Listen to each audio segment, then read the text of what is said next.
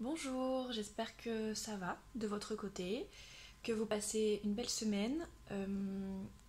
Aujourd'hui, on va traiter de mon expérience, de ce qui m'est arrivé par rapport à mon bébé. Voilà, je pense que c'est important de vous expliquer afin que certains puissent se reconnaître et se retrouver dans cette histoire.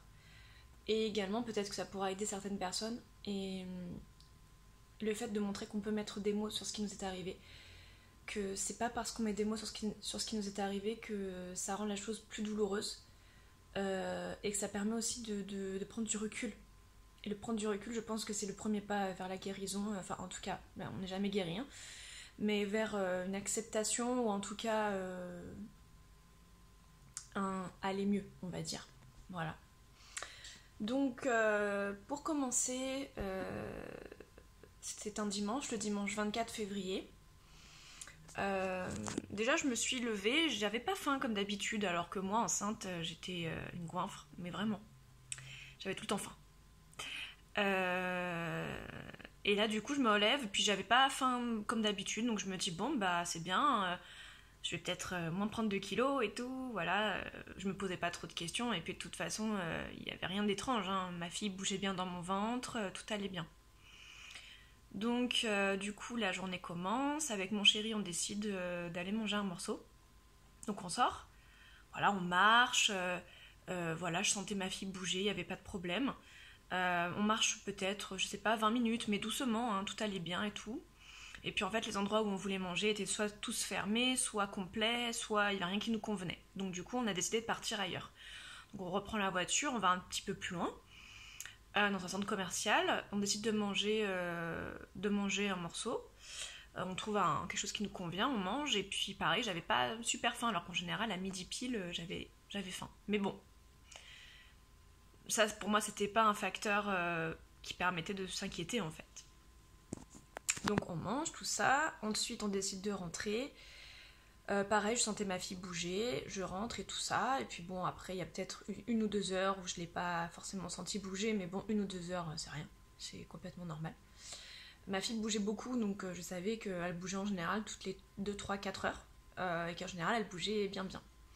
Le soir arrive, et puis donc vers 18 heures, je sens des contractions. Enfin, je savais pas ce que c'était parce que j'en avais jamais eu, mais par rapport à ce qu'on m'avait expliqué, j'ai compris que c'était des contractions, soit de travail, soit de faux travail. Voilà, donc comme je suis pas très douillette, bah du coup j'étais sur mon canapé, celui où je suis en ce moment d'ailleurs. J'étais sur mon canapé et je me dis bon ben on va voir comment ça se passe, on va voir si ça se rapproche, si ça s'éloigne. Et puis bon bah au bout d'une heure, donc vers 19 heures, ça s'arrête. Bon, donc je décide de faire à manger du coup. Parce que là je commençais à avoir pas mal faim. Donc je fais à manger pour mon chéri et moi. On mange. Et vers 20 heures, les contractions recommencent. Et là ça dure pareil, 1 heure à 21 heures ça s'arrête. Et mon ventre était très dur. Et il y avait deux zones où c'était particulièrement dur. Voilà, vers le haut du ventre, vers le bas du ventre. Comme si c'était un pied et une main, ou deux mains et deux pieds. Je saurais pas trop expliquer, mais j'ai compris que c'était dur. Et on m'avait dit, tu verras, lors des premières contractions, le bébé peut être un petit peu en flip, hein, il peut un petit peu se contracter et tout ça. Donc faudra pas t'inquiéter, c'est normal. Surtout que moi, avant les 9 mois, j'avais jamais eu de contraction. Donc elle n'était pas habituée. Donc je pense qu'elle a dû un peu flipper, bref, je sais pas. Je ne peux pas savoir, je ne saurais en fait jamais, je pense. Donc du coup, voilà, les contractions s'arrêtent vers 21 heures. Donc, et mon ventre était très dur. Donc je me dis, bon bah c'est exactement ce qu'on m'avait expliqué. Bon bah du coup, voilà, donc j'attends un petit peu et tout. Mon chéri me dit quand même, oui, tu penses pas, est-ce que tu penses qu'on devrait aller à la maternité? Et je lui dis, bah, j'ai hésité au début, hein, je me suis dit, on sait jamais et tout ça. Et après, comme les contractions se sont arrêtées et qu'on m'avait dit, il faut surtout pas aller à la maternité quand les contractions sont pas très proches et quand ça fait moins de 2 heures qu'elles sont proches, en gros ça sert à rien d'y aller. Donc moi je voulais pas être une de ces mamans stressées, flippées. Donc je dis à maintenant qui est mon mari, je lui dis bah c'est bon, les contractions se sont arrêtées, donc non je pense pas qu'il y ait besoin. Donc il vient à côté de moi, je lui dis regarde c'est vachement dur et tout, donc il touche. Et donc on était là, eh oh, ça va et tout. On essayait de voir, voilà. Et puis bon, ça restait dur. Donc je me suis dit, bon bah, voilà, elle est un peu tétanisée, peut-être qu'elle a eu peur des contractions. Donc du coup, vers 22h30, 23h, je ne sais plus, on va se coucher. Et donc dans la nuit, il me semble que j'ai senti bouger à un moment donné. Donc du coup, bah, ça m'a un peu rassurée. Et le lendemain matin, je me réveille et en général, quand je me réveille, elle bougeait avec moi. Et là, ça bougeait pas. Donc je me dis, bon, soit elle a vraiment flippé des contractions de la veille, soit elle dort parce qu'elle se remet de tout ça, soit voilà, peut-être que comme c'est la fin de la grossesse, peut-être qu'elle bouge moins. Donc qu'est-ce que je fais? Je prends rendez-vous direct chez mon médecin généraliste. Donc je fais un peu de ménage, je pars rendez-vous chez mon médecin. Parce que je voulais pas en fait aller aux urgences pour rien entre guillemets, et puis de toute façon comme elle bougeait pas, ça aurait strictement rien changé. Donc voilà, ma médecin, je lui demande voilà, de regarder mon ventre, de me donner des conseils et tout ça. Elle me dit bon ben peut-être qu'elle dort. Elle me dit j'arrive pas à la faire bouger, peut-être qu'elle dort. Elle me dit allez quand même par précaution aux urgences. Donc moi donc j'appelle une amie que j'avais commanditée. Je lui avais dit en gros si jamais mon chéri est au travail, c'est toi qui m'emmèneras. Si jamais il y a un problème ou si jamais on veut faire un check-up ou quoi, c'est toi qui m'emmèneras. Donc je l'appelle, elle arrive tout de suite. D'ailleurs je la remercierai jamais assez. Donc elle arrive tout de suite et puis on part directement donc à la maternité. Voilà, et donc bah, toujours pas de signe ça bougeait toujours pas dans mon ventre. Donc moi j'essayais vraiment de rester très positive. Mon chéri m'appelait, il me dit alors et tout, t'es arrivé et tout. Je dis non, on n'est pas encore arrivé, on arrive dans 5 minutes et tout. Et je lui dis mais t'inquiète pas, c'est sûrement juste un contrôle de routine, t'inquiète pas et tout ça. Dans ma tête c'était même pas pensable en fait ce qui allait se passer. Donc voilà, et je me disais bon ben j'essayais vraiment de rester positive et de pas m'inquiéter. Je voulais pas être de ces mamans stressées qui se prennent la tête. Je voulais pas ça. Je voulais pas amener ça à mon bébé et je voulais vraiment voilà. Donc on arrive à la maternité, donc on appuie sur le gros bouton rouge des urgences de la maternité. On est venu nous chercher au bout de, je dirais, entre 5 et 10 minutes, quelque chose comme ça. Mais moi, voilà, j'ai pas incité, j'ai pas appuyé plusieurs fois sur le bouton parce que dans ma tête, il y avait rien de grave, quoi. Donc du coup, donc moi, toute simple, toute souriante, voilà, je suis accueillie par une petite jeune qui me dit bah qu'est-ce qui vous arrive. Je lui dis bah écoutez, ça fait quelques heures que je sens plus mon bébé bouger, je crois que j'ai senti bouger cette nuit, depuis plus rien, donc j'ai eu mes premières contractions hier soir, donc je viens juste voir que tout va bien quoi. D'accord, pas de souci, bah venez avec moi et tout. Donc du coup elle vient, elle m'en met dans la salle spéciale où on vérifie avec le monitoring, avec l'écho et tout. Donc elle fait le monito et puis elle me dit bon moi je suis étudiante, je suis désolée, moi j'entends pas le cœur battre et tout ça. Donc moi je commence un peu à flipper. Elle me dit non mais vous êtes arrivée toute souriante et tout, gardez votre sourire, vous inquiétez pas, ça veut sûrement rien dire. Elle me dit vous savez moi, je lui dis mais ça vous arrive souvent de pas entendre le cœur du bébé battre. Elle me dit oui ça m'arrive très souvent, moi vous savez je suis que étudiante, donc je vais appeler une sage-femme. Ok. Donc moi du coup je commence à me détendre un peu. La sage-femme arrive, pareil, elle prend le monito, pas de battement de cœur. Ok. Donc là, pareil, elle reste très souriante, la sage-femme. Donc moi, comme je vois les gens souriants et tout ça, j'essaie de rester souriante aussi, j'essaie de rester positive. Je me dis, tant qu'on sait rien, il faut pas commencer à flipper. Donc du coup, elle me dit, non mais je vais appeler la gynéco de garde. Votre gynéco à vous, c'est pas lui qui est de garde, on va appeler donc la personne qui s'occupe de ça aujourd'hui. Je dis, ok. Donc on l'attend, elle arrive assez rapidement quand même. Et puis donc elle fait l'échographie. Et là, elle me dit je suis désolée. Non, c'est pas ça exactement qu'elle m'a dit. C'est un petit peu embrouillé dans ma tête parce que cette journée, c'est tellement particulière que j'ai pas, je me rappelle pas de tout exactement comme il faut, mais en gros, elle me dit malheureusement, il n'y a plus de battement cardiaque. Je la regarde, je lui dis pardon. Je lui dis mais... Et vérifiez bien, regardez bien. Elle me dit regardez, et là elle tourne l'échographie, parce qu'elle était en train de me faire une échographie en même temps. Et elle me dit regardez le cou, il y a le cordon serré, je dirais 3 à 4 fois autour du cou. Elle me dit c'est très très serré. Et là je regarde, je lui dis mais vous vous rendez compte de ce que vous me dites? Et là j'ai complètement halluciné en fait, j'ai cru que j'hallucinais, j'ai cru que c'était un cauchemar, que j'allais me réveiller. Ça me semblait tellement improbable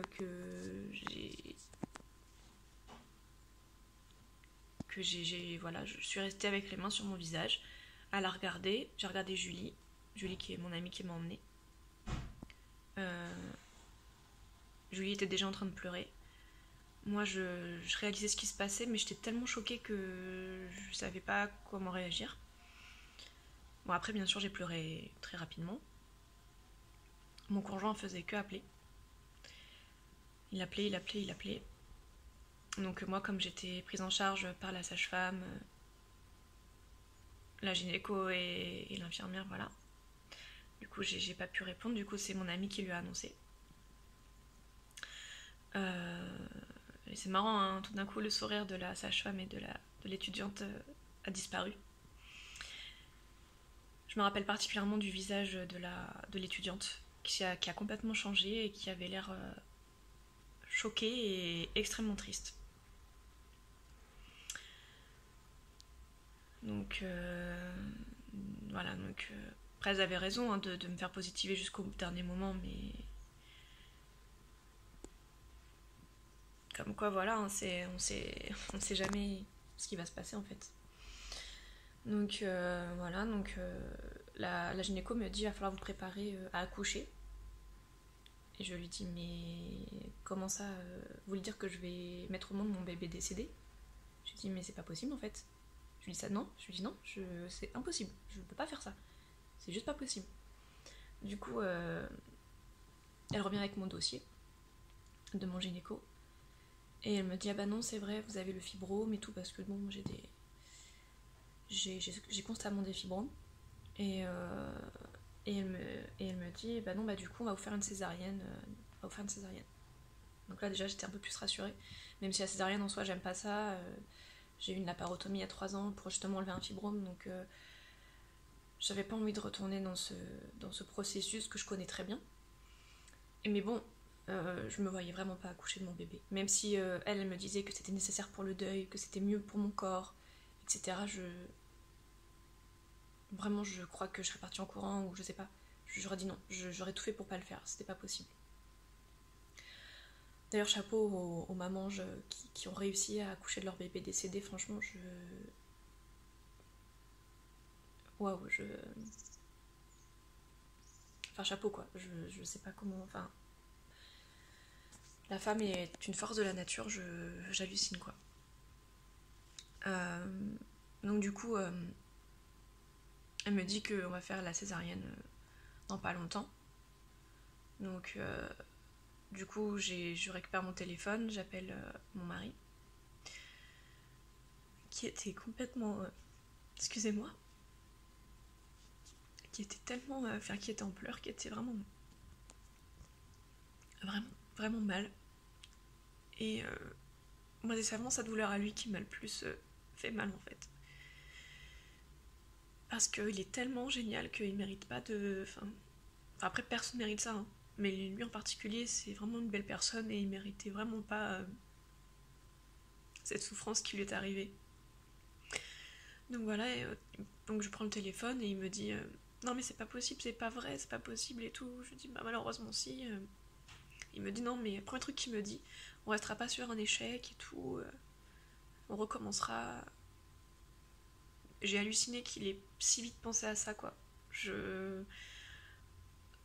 Il m'a fait halluciner. Moi je lui dis que du coup que moi je suis trop traumatisée, que ça m'étonnerait beaucoup que je veuille refaire un bébé, etc. Bref. Donc du coup on m'emmène au bloc. Je dis au revoir à mon chéri qui est arrivé entre temps. On est arrivé dans une pièce en fait où je voyais le ciel et les palmiers. Du coup je me raccrochais à cette vision pour essayer de pas péter un câble. Je pense qu'ils ont fait exprès de me mettre dans une pièce d'opération de ce style-là parce que... Enfin, en tout cas, ça m'a fait du bien bizarrement. Ça m'a aidé. Et voilà, donc c'est mon gynéco qui est arrivé en urgence pour m'opérer. Qui a été génial d'ailleurs, sur tous les points. Voilà, donc on m'a endormi, on m'a fait une rachie anesthésie. Hein. Et du coup, donc au début il y avait pas mal de monde autour de moi, surtout une personne en particulier qui était juste à côté de moi. Je sais plus si c'était une aide-soignante, une sage-femme, une infirmière, je sais pas du tout. Je me rappelle de ses grands cils et de ses grands yeux. C'était une maghrébine très mignonne, très gentille. J'adorais ses yeux. Vraiment, ça m'a aidé. De fixer ses yeux, ça m'a aidé. Et puis bon, bah donc ils ont commencé à m'opérer. Ils m'ont dit on y va et tout. Et donc, bah, en fait, ma tension a chuté. Du coup, je partais un peu en cacahuète. Du coup, elle a essayé de trouver ma veine plusieurs fois. Et d'ailleurs, j'ai eu plein de bleus sur le bras. Je pense qu'elle était un peu en stress parce que ma tension chutait beaucoup et je me sentais partir. Moi, les anesthésies, c'est pas du tout mon truc, hein, mais alors pas du tout. Et bref, et du coup, on va essayer de résumer un peu parce que là, je pars dans tous les sens, mais c'est pas facile de vous raconter de façon résumée. C'est très compliqué pour moi. Parce que pour moi, chaque détail a une importance en fait sur ce jour-là. Donc du coup, le gynéco obstétricien, je vais y arriver, m'expliquait au fur et à mesure ce qu'il faisait. Donc du coup, il me dit bon, je suis désolée, on va devoir enlever le fibrome. Normalement, on m'avait dit le fibrome, ce sera 6 mois après l'accouchement. Parce que pour des raisons évidentes, voilà, pour éviter les hémorragies, etc., il faut éviter d'enlever un fibrome sur un utérus dilaté de femme enceinte. Et du coup, voilà, donc je lui dis, bah, faites ce qu'il y a à faire, hein, de toute façon, bon, j'en étais, et puis voilà, donc il m'a enlevé le fibrome. Donc j'ai perdu beaucoup de sang. Donc après, ils m'ont fait des perfusions de fer, etc. Mais j'ai pas fait d'hémorragie, donc ça c'est cool. Voilà, faut voir le côté positif des choses. Voilà. Donc voilà, après il me dit voilà, je confirme, votre enfant avait le cordon 4 fois autour du cou très serré. Il me dit votre cordon ombilical est très long, il fait plus d'1 mètre. D'accord, donc là je dis ok, d'accord, je comprends mieux. Voilà, donc bref, on me recoud, tout ça, ça sentait le brûler, je me rappelle, c'était un peu bizarre. Enfin bref, donc après j'étais un peu, je vais en salle de réveil. J'ai mis du temps à me réveiller. J'avais froid, ça me grattait à cause de la morphine. Mais bon, voilà, j'ai été très bien pris en charge, on s'est bien occupé de moi. Après, on m'a ramené dans la salle du monitoring, le temps de me monter dans une chambre. Mon conjoint était avec moi, il pleurait. Moi, j'étais trop shootée pour pleurer. Il pleurait beaucoup. Et puis, on m'a monté dans la chambre. Et ah oui, j'ai oublié de vous dire aussi que quand on m'a annoncé ce qui s'est passé, on m'a demandé si je voulais la voir. Mon conjoint et moi, le premier truc, c'est qu'on a dit non, qu'on voulait pas la voir pendant l'opération, ni même après. Donc pour nous, on voulait pas du tout la voir parce qu'on était trop traumatisés et tout. On voulait pas voir notre bébé mort, ça nous paraissait atroce. Voilà. Et avant de monter dans la chambre, l'équipe nous a dit que c'était vraiment très important de voir son bébé pour le deuil. Et du coup, on a décidé de la voir. Et on l'a vu à peu près 3-4 heures après l'opération, si je vous dis pas de bêtises. Et quand je l'ai vue, bon, elle était violette forcément, avec les 4 cordons autour du cou, elle était violette. Donc voilà, on voyait juste son visage, ils avaient mis une couverture sur son corps, ils avaient mis un petit bonnet.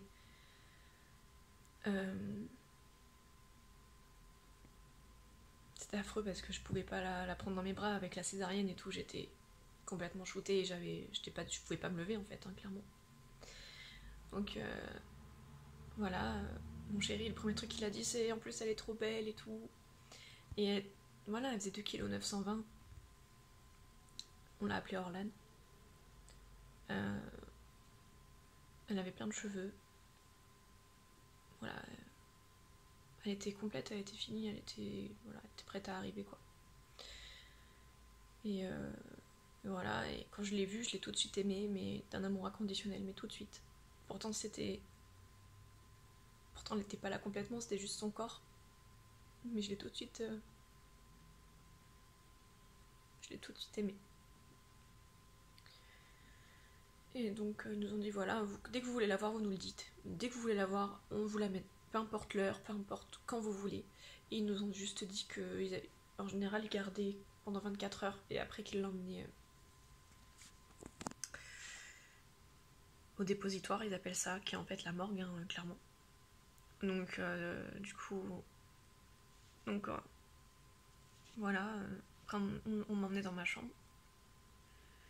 Désolée, c'est un petit peu dur, hein. J'essaie de pas trop pleurer, mais c'est pas facile. Hein. Donc on m'emmenait dans ma chambre avec mon chéri. Ils nous ont mis une chambre avec 2 lits. En fait, c'est une chambre duo qui peut accueillir 2 mamans normalement. Donc on était dans la maternité, mais ils nous ont dit voilà, on mettra personne à côté de vous. Ce sera votre chambre à vous. Heureusement, parce que je me serais mal vue avec une maman à côté de moi qui allait ou qui a son enfant qui va bien, ça aurait été trop dur. Déjà que j'entendais des bébés pleurer dans la maternité, j'aurais pas supporté, je pense. Donc voilà. Voilà en gros ce qui m'était arrivé.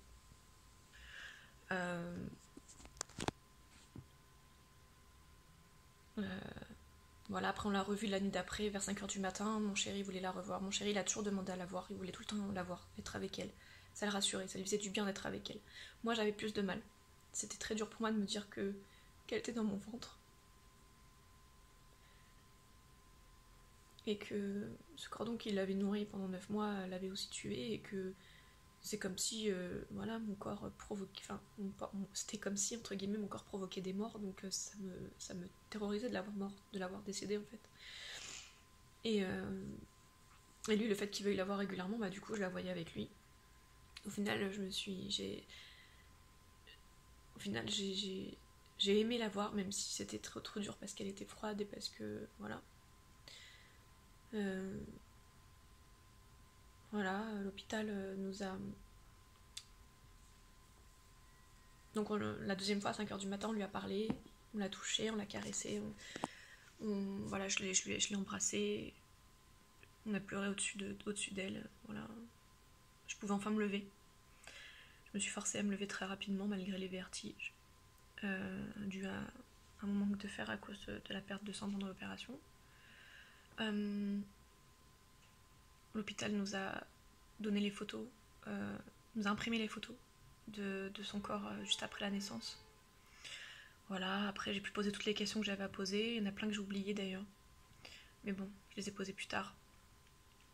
Voilà, ce qui me frustrait beaucoup, c'est de ne pas avoir pu voir ses yeux, en fait. Mais ses yeux étaient fermés forcément, donc j'aurais tellement aimé voir son regard et au moins ses yeux. Je sais pas, ses yeux, j'avais envie de les voir. Donc voilà.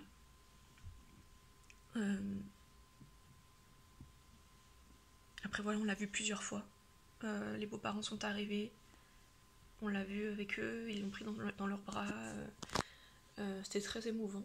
Ils ont fait des photos aussi de nous trois, l'équipe. Donc forcément sur les photos on pleure, hein, donc c'est vraiment pas terrible. Mais bon, au moins on a des photos où on est avec elle. Ça c'est cool. En plus les photos qu'ils avaient fait de quand elle sortait de moi. Voilà.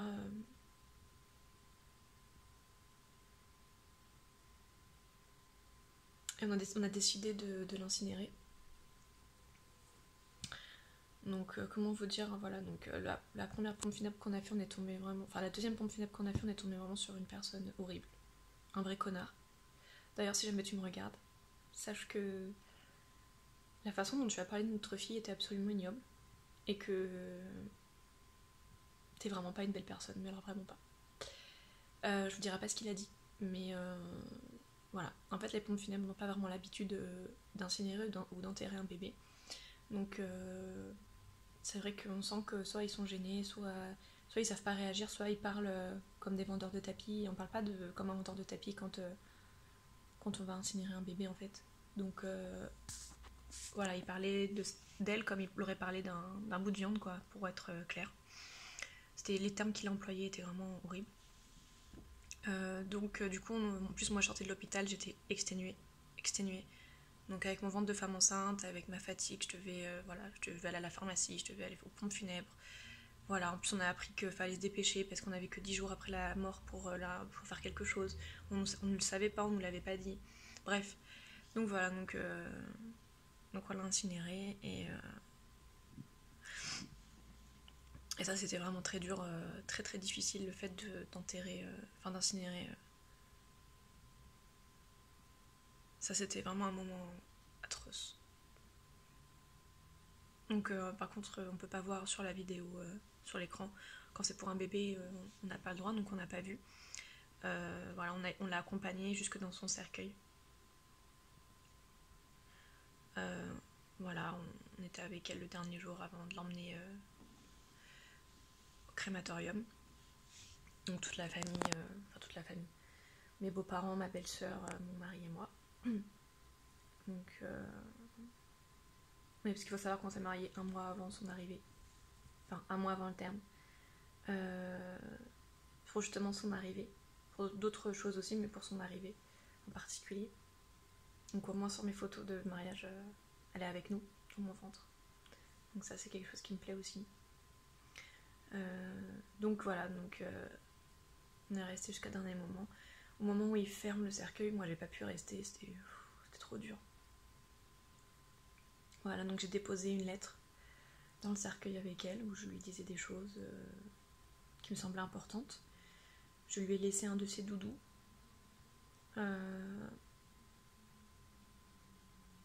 Celui que vous voyez sur la photo de présentation de la vidéo, c'est celui qu'on garde avec nous tout le temps. On lui avait aussi préparé des affaires que mon mari lui a mis à la morgue 2 jours après l'accouchement. Enfin, la sage-femme lui a mis plutôt. Parce que c'est compliqué de manipuler un bébé dans ces cas-là. Voilà. Et le cercueil que la pompe funèbre qu'on a choisi lui en fait, c'était très, très mignon. C'était un petit cercueil blanc. C'était vraiment bien. Ils ont vraiment bien fait ce qu'il fallait. On est tombé vraiment sur une pompe funèbre avec une femme vraiment super, qui était gênée parce qu'elle était maman et que ça a été très dur pour elle. Elle nous l'a dit clairement. Elle m'a dit voilà, moi ça me fait quelque chose, ça me dérange un peu de. Mais au moins elle nous l'a dit et j'ai trouvé ça honnête et d'ailleurs merci beaucoup.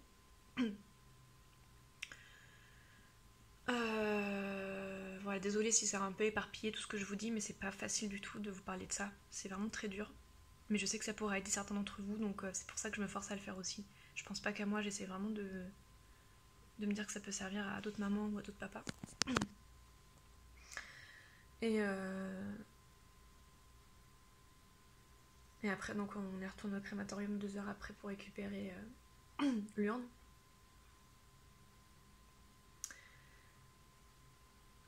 Et voilà,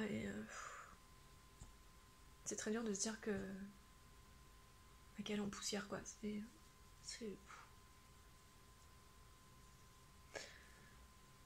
y a quelqu'un qui aurait dû finir en poussière, c'était pas elle, quoi.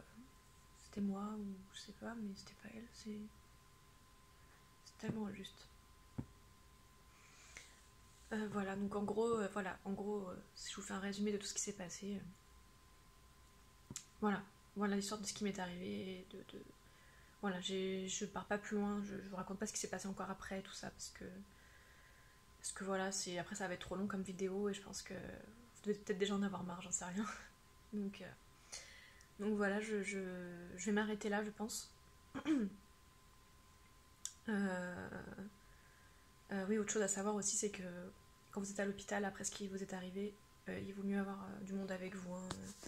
Nous, on n'aurait pas pu gérer toute la paperasse et tout ce qu'il fallait penser si on n'avait pas eu ma belle famille. Ça aurait été très compliqué.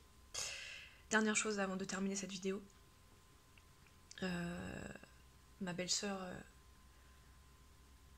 et son mari ont fait quelque chose de magnifique pour nous, qui moi m'a énormément touchée. Ils sont allés sur internet et en fait ils ont donné le nom d'une étoile, ils ont donné le nom d'Orlan à une étoile. Donc voilà, j'ai toujours autour de mon cou en fait le pendentif de son étoile, donc sa constellation de poisson, et derrière j'ai le code de son étoile que je ne vous montrerai pas parce que je trouve que c'est trop intime, mais voilà, donc elle a une étoile à son nom, et ça, le jour de l'incinération, ça a été comme un apaisement, ça m'a beaucoup soulagée de ce jour assez affreux. Et elle a lu un poème vraiment magnifique. Vraiment magnifique. Une lettre qu'elle avait écrite à Orlan qui était vraiment magnifique, qui m'a apaisée aussi. Elle a trouvé les mots juste pour m'apaiser. Donc, si tu me regardes, merci beaucoup Adeline. Vraiment, c'est magnifique ce que tu as fait pour elle.